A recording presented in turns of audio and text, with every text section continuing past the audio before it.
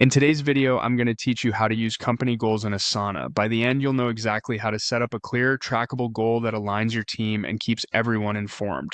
First, open Asana and head to your home screen. This gives you a clean starting point and quick access to everything you need. On the left-hand sidebar, look for goals.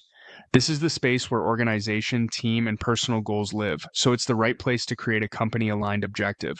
Once you're in goals, switch to the Team Goals tab. This view is perfect for company goals that roll up to or are owned by a specific team. It keeps context tight. Everyone on the team can see how the work connects to the bigger picture. Next, click Create Goal. You'll see a form appear where you'll add the details. Start with the goal title. Make it concise and specific so it's instantly clear what success looks like.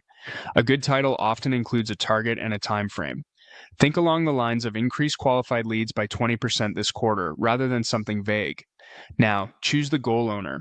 This is the single person accountable for driving progress and updating status. Picking one clear owner avoids confusion later and makes it obvious who's responsible for momentum and communication. Add members who will contribute or need visibility. These collaborators can add updates, share context, and stay aligned. Include the people doing the work and any stakeholders who should stay in the loop, but keep it focused to reduce noise.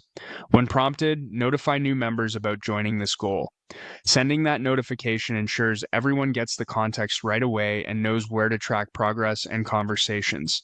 Set the time period. Align it with your company cadence, monthly, quarterly, or annual, so the goal fits neatly into planning cycles and reporting rhythms.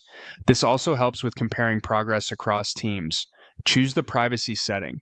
For a true company goal, you'll typically make it visible broadly so others can follow along. If the work is sensitive, keep it limited to members. Pick the option that matches how widely you want the goal shared. Finally, click Save Goal. As soon as you save, the goal appears in your list with its owner, members, and time frame.